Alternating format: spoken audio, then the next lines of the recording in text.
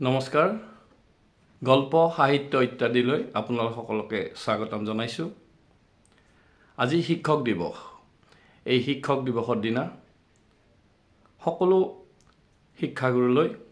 মোৰ সশ্ৰদ্ধ প্ৰণাম যাচিছো আৰু শুভেচ্ছা যাচিছো আজি শিক্ষক দিৱস কিয় শিক্ষক দিৱস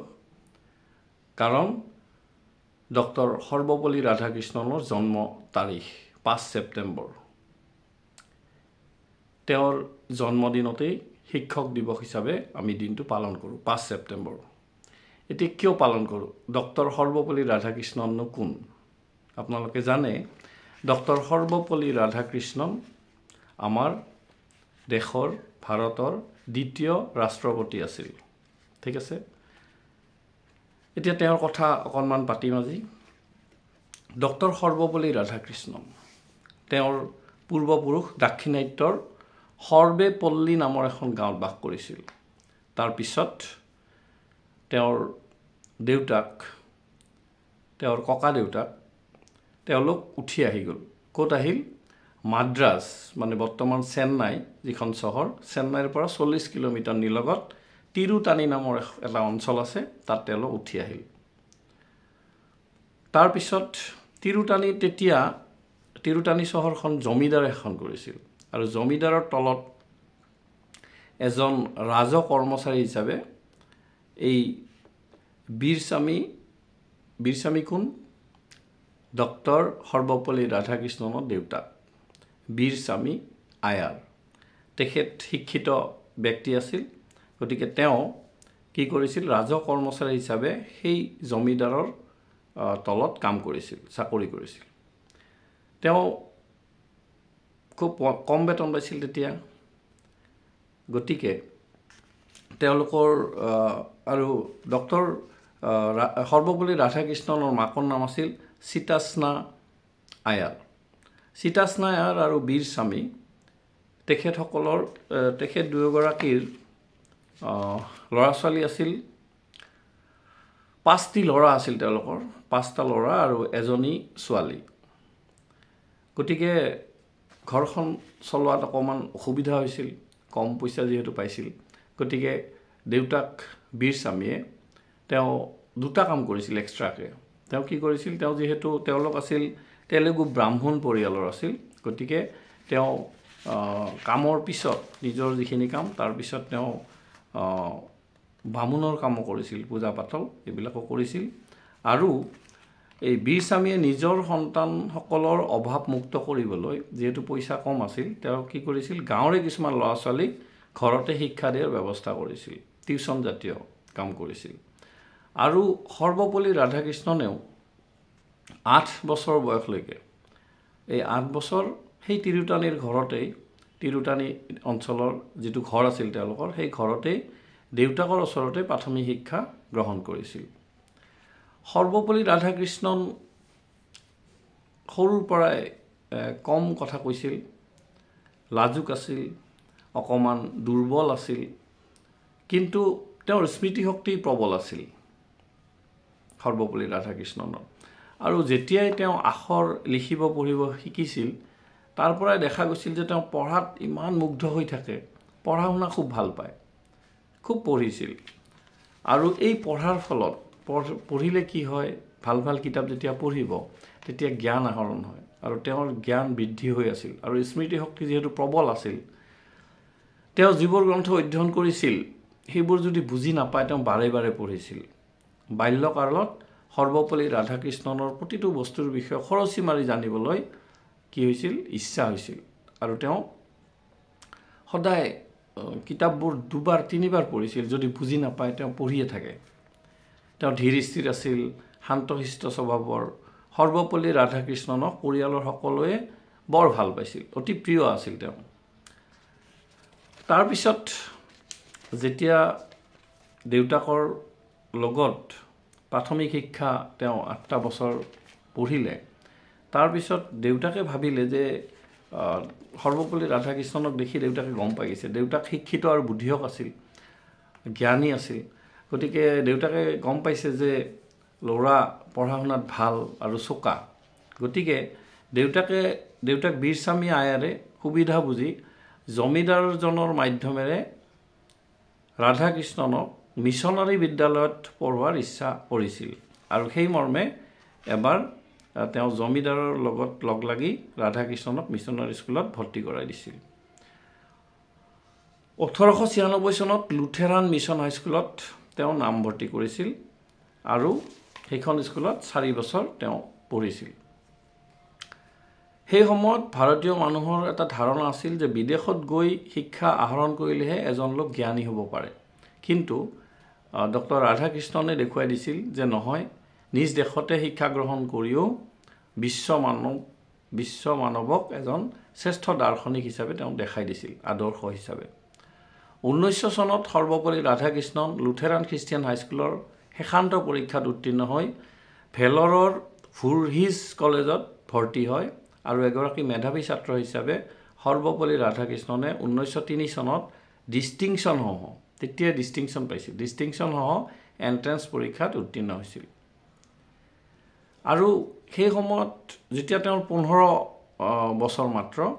তেতিয়া তেওঁলোক কি আছিল যেহেতু কৈছে ব্ৰাহ্মণ পৰিয়ালৰ আছিল সেইখিনি সময়ত সমাজৰ ৰীতি নীতি আছিল সংস্কাৰ আছিল তেওঁলোকৰ পৰিয়ালত বাল্য বিবাহ প্ৰচলন আছিল আৰু সেইবাবে তেওঁ কি হৈছিল শিবাকা থম্মাৰ নামৰ এজনী ছোৱালীৰ লগত তেওঁক বিবাহ পাশত আবদ্ধ হৈছিল অৰ্থাৎ বিয়া হৈছিল কিন্তু পিতৃ বীৰস্বামীয়ে যদিও তেওঁ বিয়া দিবলৈ বাধ্য সমাজৰ নীতি নিয়ম আছে কিন্তু তেওঁ কিন্তু সদায় কি কৰিছিল যেহেতু পঢ়াত ভাল আছিল গতিকে নিজৰ পুতেকক বীৰস্বামী আয়াৰে শিক্ষা লাভ কৰিবলৈ তেওঁক যত্ন কৰাইছিল যে তুমি পঢ়া আৰু ঘৈণীয়েক যিগৰাকী ঘৈণীয়েক আছিল শিবাকা থম্মাৰেও বহুত কষ্ট স্বীকাৰ কৰি তেওঁক পঢ়িবলৈ সুবিধা দিছিল যে পঢ়ক স্বামীয়ে পঢ়ক এগৰাকী অত্যন্ত দূৰদৰ্শী আৰু আদৰ্শৱান পিতৃ হিচাপে বিবাহ আৰু দৰিদ্ৰতাই ৰাধাকৃষ্ণনৰ শিক্ষা অৰ্জনত হেঙাৰ হ'বলৈ দিয়া নাছিল ঠিক আছে কোনে দিয়া নাছিল দেউতাকে কাৰণ দেউতাকে নিজে শিক্ষিত আছিল আৰু গম পাইছিল যে নিজৰ পুতেক সৰ্বপল্লী ৰাধাকৃষ্ণন তেওঁ অতি তীক্ষ্ণ বুদ্ধিৰ আছিল আৰু পঢ়া শুনা খুব ভাল পাইছিল গতিকে পত্নীয়ে তেওঁলোক যেহেতু বহুত অসুবিধা সত্ত্বেও তেওঁক সুবিধাখন দিছিল যে পঢ়ক ৰাধাকৃষ্ণনেও পত্নীৰ সহানুভূতিত উৎসাহ পাইছিল আৰু তেওঁ পঢ়িছিল 1905 চনত সৰ্বপল্লী ৰাধাকৃষ্ণনে ভুৰহিজ কলেজৰ পৰা প্ৰথম বিভাগত FA পৰীক্ষাত পাছ কৰে প্ৰথম বিভাগ পায় ফাৰ্ষ্ট ডিভিজন তাৰপিছত মাদ্ৰাজ খ্ৰীষ্টিয়ান কলেজত নামভৰ্তি কৰে তেতিয়াৰ পৰাই প্ৰকৃত জীৱন যাত্ৰা তেওঁৰ আৰম্ভ হয় আত্মপ্ৰতিষ্ঠাৰ সংগ্ৰামত প্ৰখৰ মেধা শক্তি সম্পন্ন ৰাধাকৃষ্ণনে সাধনাৰ ক্ষমতা কঠোৰ পৰিশ্ৰমেৰে জ্ঞান আহৰণ কৰিবলৈ ধৰে তেওঁ বিজ্ঞানত খুব ভাল পাইছিল বিজ্ঞান বিষয়টো বিজ্ঞানত ভাল আছিল তেওঁৰ যদি এভেইলেবল তেওঁলোকৰ পইচা পাতি থাকিলেহেঁতেন বা সুবিধা থাকিলেহেঁতেন তেওঁ হয়তো আজি পৃথিৱী বিখ্যাত বৈজ্ঞানিক হ'লহেঁতেন কিন্তু সেইটো এটা ইণ্টাৰেষ্টিং কথা আচৰিত যেতিয়া তেওঁ বিজ্ঞান শাখাত পঢ়াৰ সুবিধাকণ নাপালে মানে কেনেকৈ সুবিধা পালে কলা বিভাগত তেওঁ পঢ়িলে কেনেকৈ কলা বিভাগত গ'ল তেওঁৰ এজন আত্মীয় তেওঁ BA পাছ কৰিছে দৰ্শন শাস্ত্ৰ আৰু সেই BA পাছ কৰা তেওঁৰ যিজন আত্মীয় ল'ৰাৰ পৰা তেওঁ দৰ্শন শাস্ত্ৰৰ কিতাপবোৰ পাই গ'ল আৰু যেতিয়া কিতাপবোৰ ৰাধাকৃষ্ণনে পালে তেতিয়া তেওঁ দৰ্শন শাস্ত্ৰৰ যেহেতু কিতাপবোৰ এনেই পালে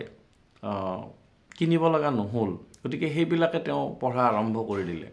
আৰু সেইবিলাক পঢ়ি দৰ্শন শাস্ত্ৰতে তেওঁ বিদগ্ধ পণ্ডিত হৈ গ'ল দেখিছেনে ঘটনাটো তেওঁ কিন্তু পঢ়িলে হয়তো সায়েন্স পঢ়িলেহেঁতেন সায়েন্টিষ্ট হ'লেহেঁতেন কিন্তু এই যে সুবিধাকণ পালে কিতাপখিনি যে পালে বেলেগৰ পৰা কিনিব লগা নহ'ল তেওঁ এনেকৈ পঢ়িলে তাৰমানে মগজটো ইমান ভাল ইমান চোকা আৰু সব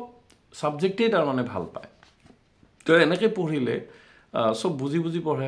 সৰুৰ পৰা তেওঁৰ অভ্যাস গতিকে তেওঁ এদিন দৰ্শন শাস্ত্ৰতেই প্ৰতিষ্ঠা লাভ কৰিলে গতিকে কলা বিভাগত তেওঁ অধ্যয়ন কৰিলে 1907 চনত মাদ্ৰাছ খ্ৰীষ্টিয়ান কলেজৰ পৰা স্নাতক ডিগ্ৰী আৰু 1909 চনত মাদ্ৰাছ বিশ্ববিদ্যালয়ৰ পৰা সৰ্বোচ্চ নম্বৰসহ প্ৰথম শ্ৰেণীৰ প্ৰথম হৈ দৰ্শন বিষয়ত স্নাতকোত্তৰ ডিগ্ৰী লাভ কৰিলে আচৰিত 1915 চনত তেওঁ ডক্টৰেট ডিগ্ৰী লাভ কৰে কিমান চনত 1915 চনত সেইকাৰণে ডক্টৰ সৰ্বপল্লী ৰাধাকৃষ্ণ 1915 চনত ডক্টৰেট পালে মহাবিদ্যালয় বিশ্ববিদ্যালয়ৰ পৰীক্ষাবোৰত সুখ্যাতিৰে উত্তীৰ্ণ হোৱাত বিভিন্ন ঠাইত অধ্যাপনা কৰিবলৈ সৰ্বপল্লী ৰাধাকৃষ্ণনক আমন্ত্ৰণ জনাইছিল আৰু প্ৰথম কৰ্মজীৱনৰ পাতনি মেলিছিল কেতিয়া মাদ্ৰাছ এডুকেশ্যনেল ছাৰ্ভিচত এটি সৰু চাকৰি কৰিছিল তেওঁ তাৰপিছত 1909 চনৰ এপ্ৰিলত সৰ্বপল্লী ৰাধাকৃষ্ণনে স্নাতকোত্তৰ পৰীক্ষা দিয়েই মাদ্ৰাছ প্ৰেছিডেন্সি কলেজত দৰ্শনৰ অধ্যাপক হিচাপে কাম কৰে 1909 চনত ৰিজাল্ট ঘোষণা হোৱাৰ পিছত উক্ত কলেজত 9 বছৰ ধৰি অধ্যাপনা কৰিছিল তেওঁ চাকৰিত সোমাওঁতে 21 বছৰ বয়স আছিল 21 বছৰত চাকৰিত সোমাইছিল তেতিয়া তামিলনাডু চৰকাৰৰ নিয়ম মতে শিক্ষকৰ চাকৰিত নিযুক্তি পাবলৈ হ'লে লাইসেন্সিয়েট ইন টিচিং পৰীক্ষাত উত্তীৰ্ণ হ'ব লাগে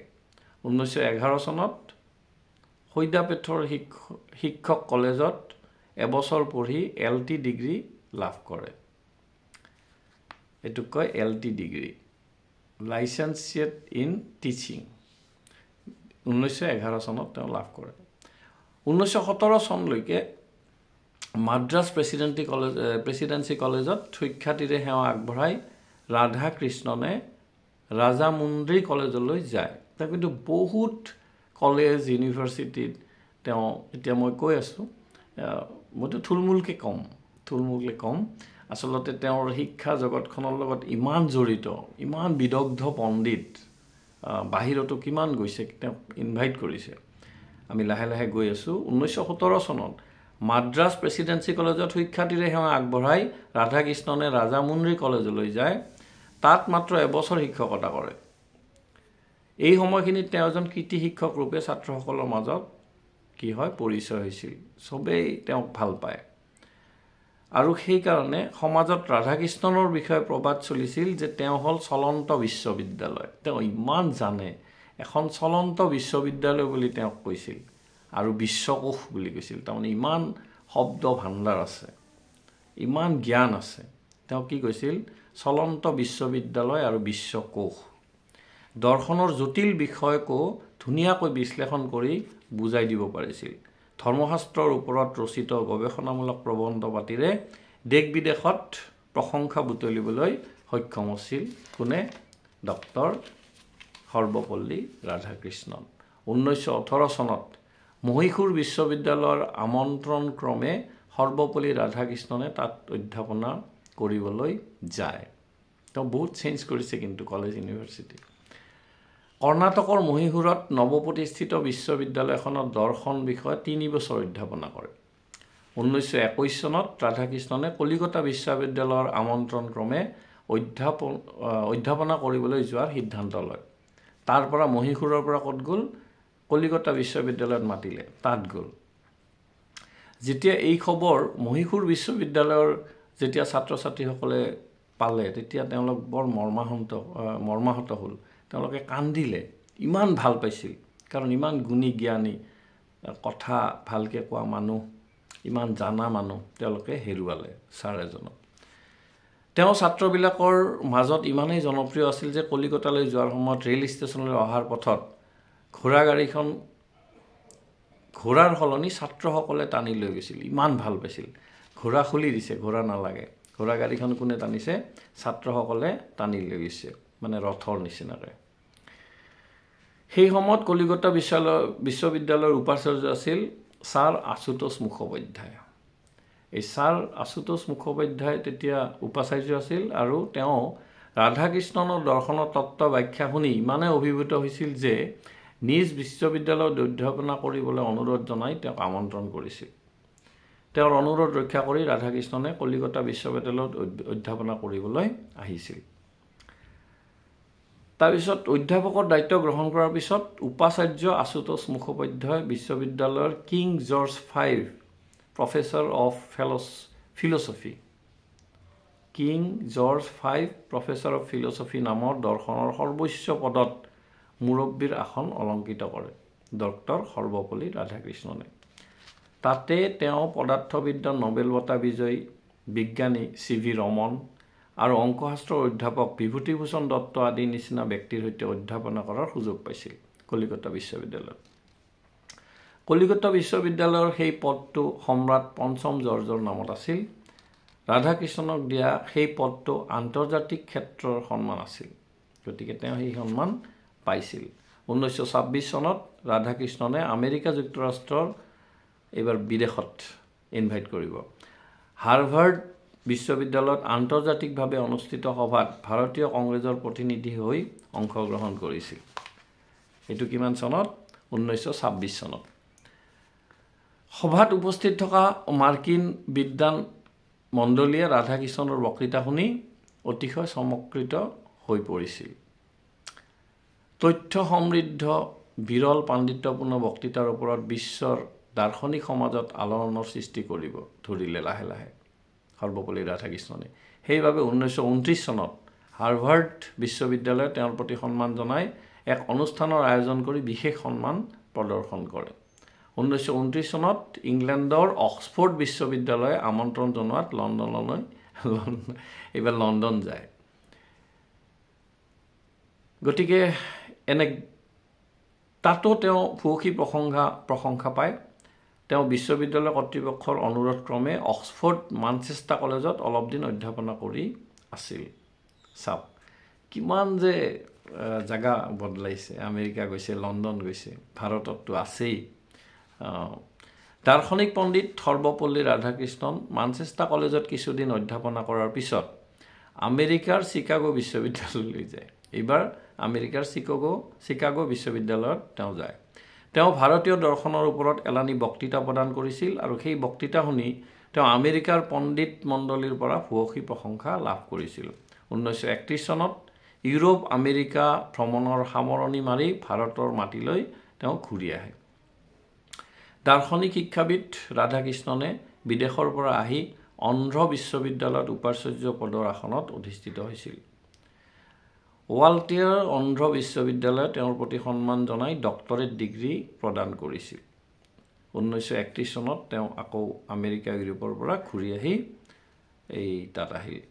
আমাৰ ভাৰতত আহিল আৰু অন্ধ্ৰ বিশ্ববিদ্যালয়ত তেওঁ উপাচাৰ্য পদত থাকিলে।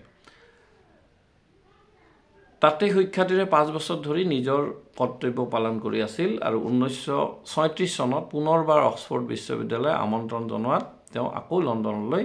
যায়। যদিও আহিছিল, কিন্তু বাহিৰৰ পৰা আকৌ ইমান তেওঁ সন্মান জনাইছে, ইমান আমন্ত্ৰণ জনাইছে, তেওঁ এইবাৰ আকৌ যায়। এইবাৰ তেওঁ সন্মান জনাই spending professor of eastern religion হিচাপে শিক্ষাদানৰ বিশেষ দায়িত্ব অৰ্পণ কৰে। চাওক, এইটো ভাৰতৰ এটা নিম্ন মধ্যবিত্ত পৰিয়ালৰ এজন সুসন্তান। তেওঁ পঢ়িছিল আৰু পঢ়িছিল। সৰুতে তেওঁ দুৰ্বল আছিল, কিন্তু স্মৃতিশক্তি প্ৰবল আছিল। এই পঢ়ি তেওঁৰ ইমান জ্ঞান হৈছিল, তেওঁৰ তীক্ষ্ণ স্মৃতিশক্তি আছিল আৰু তাৰ পৰা তেওঁ ক'ত গৈ আছে। ডক্টৰ সৰ্বপল্লী ৰাধাকৃষ্ণন আমেৰিকাতো বিখ্যাত হৈছে, ইউৰোপৰ বিভিন্ন অঞ্চলত তেওঁ বিখ্যাত হৈছে। তেওঁক চবেই চিনি পায়। দৰ্শন শাস্ত্ৰত তেওঁ পণ্ডিত, বিদগ্ধ পণ্ডিত।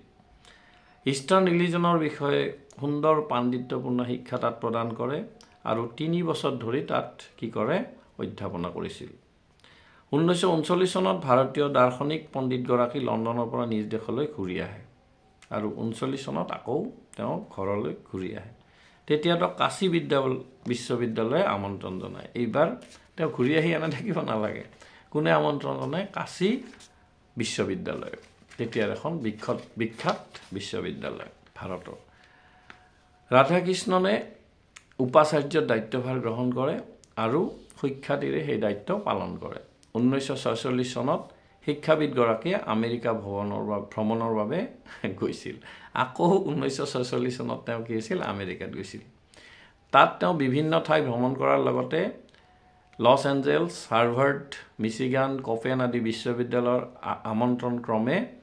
একোটিকৈ বক্তৃতা প্ৰদান কৰিছিল। 1948 চনত দাৰ্শনিক ৰাধাকৃষ্ণনে আন্তঃৰাষ্ট্ৰীয় সংস্থা ইউনেস্কোৰ অধ্যক্ষ পদলৈ নিৰ্বাচিত হৈছিল। অকল যে তেওঁ ভাৰতৰ ৰাষ্ট্ৰপতি হৈছিল এইটো নহয়, তেওঁ কি হৈছিল 1948 চনত দাৰ্শনিক ৰাধাকৃষ্ণনে আন্তঃৰাষ্ট্ৰীয় সংস্থা ইউনেস্কোৰ অধ্যক্ষ পদলৈ নিৰ্বাচিত হৈছিল। সেই সময়ত তেওঁ স্বাধীন ভাৰতৰ ৰাষ্ট্ৰদূত হিচাপে ছোভিয়েট ৰাছিয়ালৈ গৈছিল।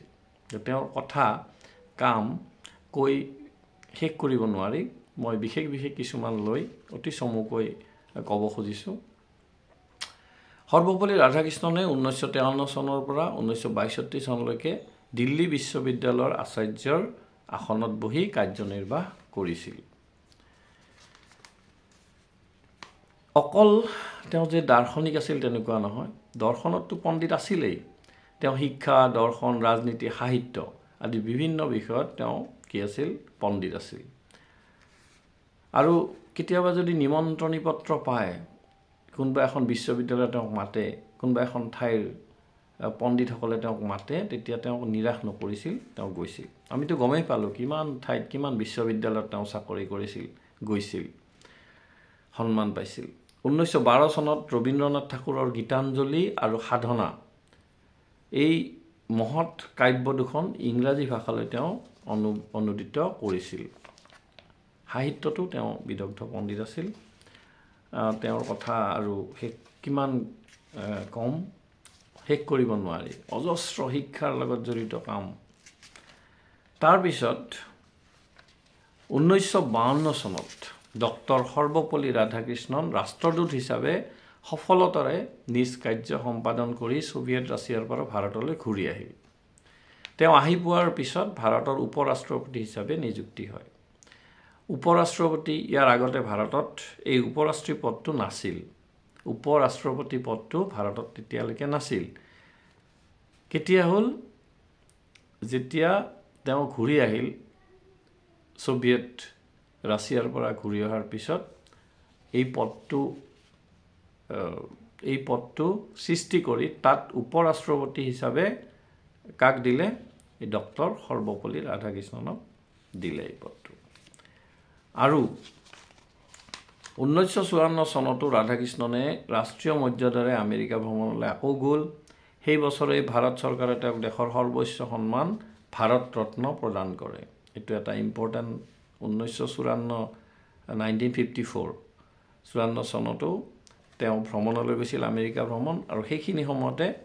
ভাৰত চৰকাৰে তেওঁক ভাৰত ৰত্ন সন্মান প্ৰদান কৰে। ডক্টৰ ৰাধাকৃষ্ণন 10 বছৰ কাল উপৰাষ্ট্ৰপতি পদত থাকি দেশখনৰ প্ৰগতিৰ পথত আগুৱাই নিবলৈ দেশখনক বহুত সক্ষম হৈছিল। 1962 চনত ডক্টৰ সৰ্বপল্লী ৰাধাকৃষ্ণন ভাৰতৰ দ্বিতীয়জন ৰাষ্ট্ৰপতি হিচাপে অধিষ্ঠিত হয়। তাৰ আগত কোন আছিল? ডক্টৰ ৰাজেন্দ্ৰ প্ৰসাদ, ভাৰতৰ প্ৰথম ৰাষ্ট্ৰপতি। আৰু ডক্টৰ সৰ্বপল্লী ৰাধাকৃষ্ণন হৈছিল ভাৰতৰ দ্বিতীয় ৰাষ্ট্ৰপতি 1962 চনত। তাৰপিছত যেতিয়া তেওঁ ৰাষ্ট্ৰপতি হ'ল, ৰাষ্ট্ৰপতি হোৱাৰ পিছত তেওঁ কিন্তু সিমান ৰাজনীতি ভাল পোৱা নাছিল, নহয়, ৰাজনীতি ভাল পোৱা নাছিল। আৰু লাহে লাহে তেওঁ ৰাজনীতিৰ পৰা কি কৰিলে? অৱসৰ ল'লে, নিজে গুচি আহিল ৰাষ্ট্ৰপতি পদৰ পৰা। আচ্ছা, 1974 চনত জুন মাহত বিশ্ববিশ্ৰুত পণ্ডিতজনাৰ হৃদযন্ত্ৰ অসুখত ভুগি চিকিৎসালয়ত ভৰ্তি হ'ব লগা হৈছিল 1974-ত। কিন্তু তেওঁ এবছৰ কাল তেনেকৈ ইউৰিমিয়া ৰোগ তাত আক্ৰান্ত হৈ থাকিল। 1975 চনৰ জানুৱাৰী মাহত এখন নাৰ্ছিং হোমত তেওঁ ভৰ্তি হ'ল। লাহে লাহে দুৰ্বল হ'ল। বিচনাৰ কাষত 3গৰাকী কন্যা আৰু প্ৰিয় পুত্ৰ ডক্টৰ এছ গোপাল, তেওঁৰ 3গৰাকী কন্যা আৰু এজন পুত্ৰ উপস্থিত আছিল। সেইদিনা 1975 চনৰ 17 এপ্ৰিল দিনৰ 12:45 তেওঁ ইহলীলা সম্বৰণ কৰে। 1975 চনৰ 17 এপ্ৰিলত 12:45। এতিয়া হ'ল এতিয়া শিক্ষক দিৱস যে হ'ল তেওঁৰ নামত আমিতো গমেই পালোঁ তেওঁ এজন শিক্ষাবিদ কিমান জাগাত তেওঁ উপাচাৰ্য আছে অধ্যাপনা কৰিছে গতিকে তেওঁ এজন শিক্ষক পণ্ডিত আৰু সকলোৰে প্ৰিয়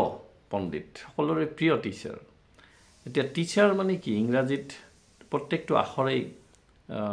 মিনিংটো বুজাই দিয়ে টিচাৰ মানে কি টি ফৰ টেক্টফুল বুদ্ধিয়ক ই ফৰ এফিচিয়েঞ্চি কাৰ্যদক্ষ এ ফৰ এবিলিটি সক্ষমতা চি ফৰ কেৰেক্টাৰ চৰিত্ৰ এইচ ফৰ হিউমাৰ ৰসিকতা ই ফৰ এলিকুৱেণ্ট বাকপটু আৰ ফৰ ৰেডিনেছ প্ৰস্তুত বা সাজু গতিকে এজন সফল শিক্ষক হ'বলৈ হ'লে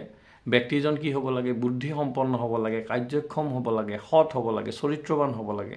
তাৰ উপৰিও তেওঁ কি হ'ব লাগে সুদক্ষ হ'ব লাগে বাকপটু গুণেৰে শিক্ষাদান কৰি ছাত্ৰ ছাত্ৰীসকলক আগুৱাই লৈ যাব লাগে সেইজনে হ'ল প্ৰকৃত শিক্ষক আৰু ভাৰতৰ ভূতপূৰ্ব ৰাষ্ট্ৰপতি মহান শিক্ষাবিদ তথা বিশ্ববিশ্ৰুত দাৰ্শনিক পণ্ডিত ডক্টৰ সৰ্বপল্লী ৰাধাকৃষ্ণনৰ শিক্ষকৰ সকলো গুণেৰে তেওঁ বিভূষিত এজন উত্তম ব্যক্তি আছিল আৰু সেইকাৰণে 5 ছেপ্টেম্বৰ দিনটো তেওঁৰ সন্মানাৰ্থে শিক্ষক দিৱস হিচাপে আমি পালন কৰোঁ কিন্তু ইয়াতো এটা ইণ্টাৰেষ্টিং ঘটনা আছে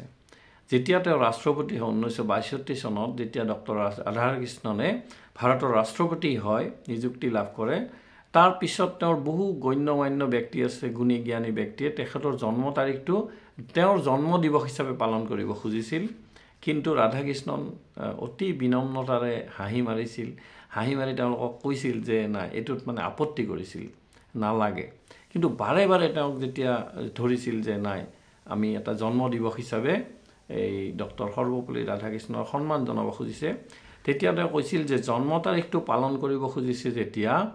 জন্মদিন হিচাপে নহয় মোৰ জন্মদিন হিচাপে নহয় সেই দিনটো শিক্ষক দিৱস হিচাপেহে পালন কৰিব পাৰিব